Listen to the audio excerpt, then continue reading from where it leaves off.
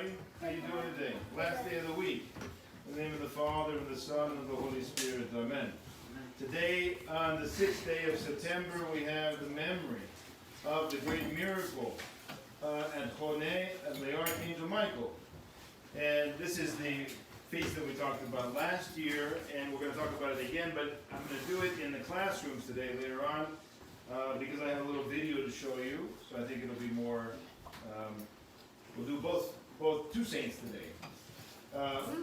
Here are some of the images from the miracle we'll talk about a little bit later. So for all those who also understand Greek or Russian, there is this video online that you can find, Archangel Michael and the miracle in Hone. So that's something we'll look at a little bit later. We also celebrate the memory of the Holy Martyr Romulus and the Holy Martyrs Evdokios, Zeno, and Makarios at Militini, and the memory of the Holy Martyrs Faustus the priest and those with him, a variety of saints, children and adults. And finally, we celebrate the memory of the Holy Hieromartyr Maximus Sandovich, and we're going to be talking about him today. Here's an icon of the saint. There are actually several icons that exist and one can obtain here in America because this saint's life has been translated into English. And you can buy that in an old publication, but you can find it. So if you're interested in the saint after I get done introducing him, you can go back and find that and read more about him. So where are we in our timeline? First of all, let's look at the timeline and we'll look at the place. Time and place where the saint lived. So we're in 1886. He was born in 1886.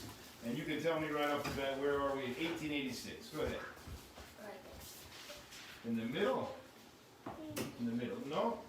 1886. Not 886. 1886. Yeah. So we're right down here at the end. Not long ago. How many years ago? Who can do the math for me? We're in 2019, 1886. This is 119, 129, and a little bit more, 132 years ago, three years ago, he was born. Now, he wasn't martyred until later, 1914, during the First World War. So, he's into the 20th century, our saint.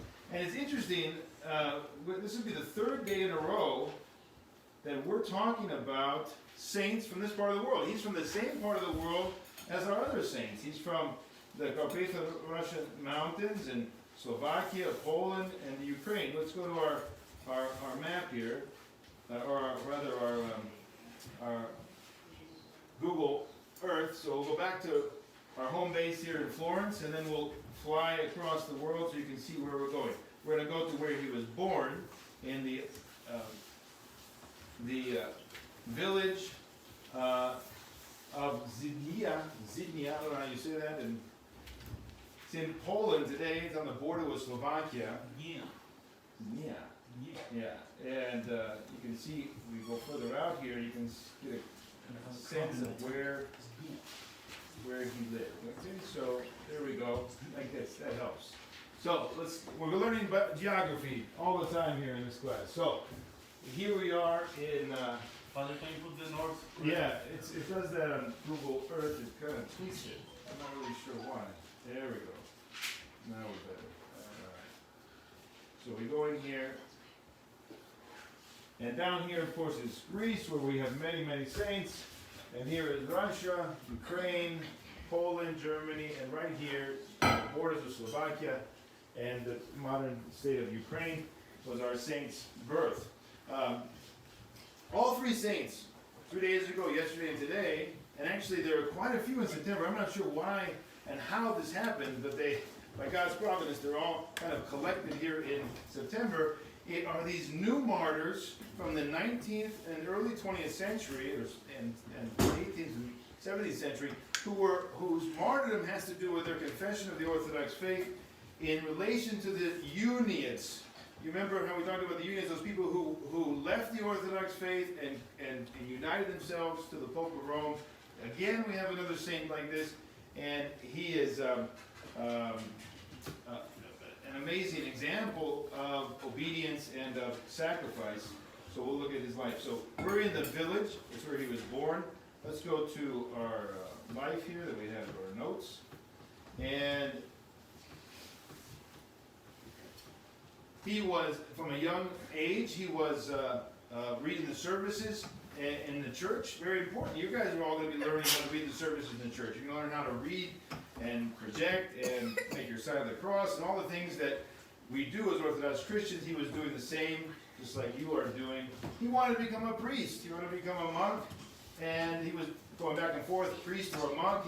At the end of his high school, he then entered a Uniate monastery. So apparently, he grew up among the Uniates, in other words, those who had left the Orthodox Church. But there was a lot of confusion, and even to this day, there's a lot of confusion among those people who are a part of the Uniates, or part of the Eastern rite within the Catholicism, as to their identity. So there's a lot of confusion to this day, and I think that's probably what was happening in his day, because he went into a monastery connected to the Uniates, but he was not satisfied. He was not interested in what they had to offer, and he left. And he went where? He went to the famous monastery of Puchayev in the Ukraine. Let's go and see that on the map. Now this is where St. Job of Puchayev was, dedicated to the Mother of God. And we'll go from his homeland over to the, look at the map with me. So he went across what is today's border with Poland, and there is the famous Puchayev. You can actually see details. It's amazing what you can do today. That's the monastery he went to, and now at that time it was all one country. It was the Austrian-Hungarian Empire, and so this was not an Orthodox. Oh gosh, it's hard to navigate this. It was not an Orthodox leadership. Not the president and government was not Orthodox. So things were difficult for the Orthodox people even up to these days. So he went there. He became a monk at the Puchayev monastery. Well, actually, he didn't become a monk. He was a novice. And what happened by God's providence? And this is something really instructive for all of us. We set out, we go, and we want to become a monk. But we have to always, first and foremost, consider the will of God. Okay, you want to do this. You want to do that. You want to do the other thing, right? You want to go and do this. You want to do that. Is that the most important thing? No. The most important thing is, what does God want? You have to be open. And God works through different ways. He works through our spiritual father, and the spiritual father says, this is not the best for you, son. You need to do this. We need to be obedient. Or if we're in a monastery, the elder or the abbot. Our mother and father when we're young. We've got to listen to that because that's the will of God. And then he works through providence of God, his own workings with people that he sends you in your life. And this is what happened to our saint. So he was there just 3 months in the Puchayev monastery, which was renowned for its strictness and typicon, spiritual life of the fathers, and its witness to the Orthodox tradition. And he was, the monastery was visited by a great Metropolitan, Anthony Krapovitsky. If you remember, just 2 days ago, we commemorated his name again. He was also associated with another saint in the church. And just 2 days ago, when we were talking about Goraz, and he came and visited the monastery. He asked the abbot to let him take a novice with him. You give me a novice. I need a missionary to the Ukraine, to the Russian people on the borders there of contemporary Slovakia, Ukraine, and I need you to give me someone who's going to serve. And so he was obedient to the abbot and to the metropolitan. He left, and he was married. And he was ordained to serve the Ukrainian communities in the Carpathian region that had returned to Orthodoxy from Uniatism. So he goes into a very difficult situation. He leaves the monastery that he wanted to become a monk. He goes in as a missionary. He marries, and he goes in as a missionary to the people there who are now under a lot of pressure, right, to abandon Orthodoxy. Here we go again. This is something that's constantly with us in this world. He was chosen to go to seminary. He married a wife, as we said. He was ordained in 1911. And he began in the town of Grab, which is not far from his village. So he basically went back to his roots, to his homeland nearby. and he served the Orthodox liturgy. The first Orthodox liturgy since the Carpatho-Russians had gone over to Uniatism in the 18th century. That's over 100 years earlier or more that he served the first divine liturgy in the area. And guess what? Not long after, he wasn't a priest very long, very young. We can see a picture here, if we go back to the internet, of an actual picture of the saint. There he is. See that picture there? That's our saint. Young guy, probably in his 20s. Right? So he went in there and he had to confess the faith right away. He was arrested. He was sentenced to 8 days imprisonment, and he was let go. He was also fined. He had to pay a lot of money. What was he arrested for? Was he arrested for doing some bad thing, for doing some kind of crime? Being an Orthodox Christian, being an Orthodox priest, serving the divine liturgy, teaching the people of the Orthodox Church is the body of Christ. This is what he was arrested for. Unshaken by this, he continued to serve divine liturgy in the surrounding villages, despite the penalties that the courts imposed on him and those who resisted him. So the courts continued to persecute him and say, you have to pay money, you have to do this. And in March, now, not long after he was ordained, he was put in prison again. And his charge was, he was Orthodox. Did you know that being Orthodox was a crime? It's not a crime in America, thanks be to God, but in places like the Austrian-Hungarian Empire, or in Soviet Russia, or in other places where you went to the Muslim world, you might be thrown in prison as well if you talk about Christ. He was thrown in prison for being Orthodox. Listen to the charges against him. Being Orthodox, using church books written in Russian. He considered any Russian literature, church books, to be subversive, because the Russian Empire, of course, was not. This was not a part of the Russian Empire, and they saw them as enemies. And he was charged with being Orthodox, as we said. And he was, there were accusations against him. He was ill-treated. He was harassed. All kinds of things he endured. And his companions came to trial in June of 1914. So for 2 years,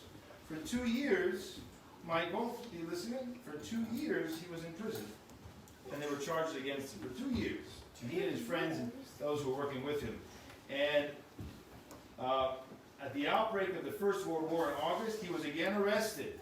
He was freed eventually. After 2 years, he was freed, but then really quickly he was arrested because World War I broke out. And what happened in World War I? Russia and the Austrian-Hungarian Empire were at war with each other. So now you're really not a friend of the empire and the emperor if you are Russian Orthodox and preaching Orthodoxy. He was again arrested, and he was, together with his pregnant wife and his father, and the Orthodox of the village, put in prison.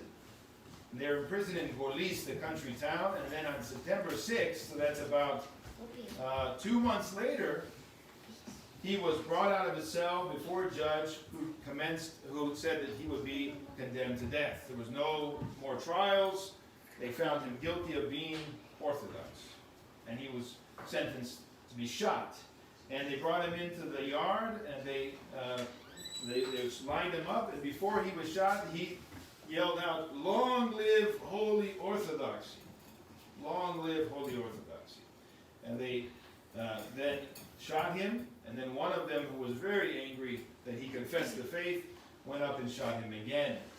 It wasn't until 1922, 6 years later, that his body could be taken to his hometown and laid to rest near the church.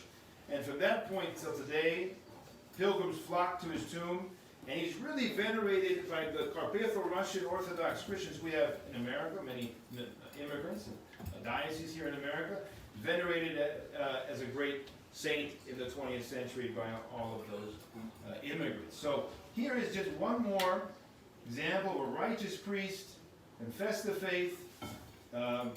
Here is a picture of his tomb. You can see here a picture of his tomb to this day, where they go and they venerate the memory of the saint. And if you have interest, you could read more about his life. And he's considered the proto-martyr of the Lemko people. That's the region there in southern Poland, on the border of Ukraine, and a part of the Carpatho-Russian people. It's like a tribe. Like a tribe, yeah, like a part of a larger, like the Pontians or something in Greece. So that's a third day in a row now. Just, it's amazing. A lot of these saints are unknown to us. We don't really know until we pick up the Synaxarion, we page through, we go to the saints after the big saint, right? Usually what will happen is we'll have the feast day of the big saint, or the big event of the day, but we'll not go into the details. So this year we're going to have an opportunity to hear the lives of a lot of saints we don't usually hear about. Maybe we don't even know about or celebrate because they're in lands far away. We don't have services in our language. And it's going to be, I think, very beneficial for us to see the Catholicity of the Church, how the Church all over the world has saints that are known just to those regions, but thanks be to God, we have Synaxarion today that includes all of those saints, and we can see the great expanse of the Church. So what can we take away from this life today? Anything that makes an impression on you, and then we'll close it up. Let's hear it. Go ahead. Basil? He was only in his 20s when he confessed the faith. He was very brave at the age of 20, 25. He's got a new wife who's pregnant. He could have said, think about it, he could have said, I have a wife who's pregnant. Who's going to take care of my wife? Please don't shoot me. What can we do? I'll leave, I'll get up, I'll go to Ukraine, I'll go in exile. Just don't shoot me because I don't want to leave my wife who's pregnant alone. Did he say that? Did his wife say that? I don't think so. I think they understood this was the will of God. And bravery. And great bravery. How does he see it? Humility. Humility. George? Lots of love for Christ. Absolutely. Olivia? Determination. A lot of determination. So these are the virtues we all have to imitate and have as well. And really, to be able to withstand that and not fall into thoughts of leaving and fleeing the persecution, you have to believe deeply and trust deeply that our Lord, and that this life is vain and passing, and that it's not worth denying Him for anything. And so this is how one reaches the point of being apathis, without passions, and accepting the will of God even unto death. With the prayers of our Holy Father, Maximus, I should say, Sandovich, Lord Jesus Christ, our God, and mercy to save us. Amen.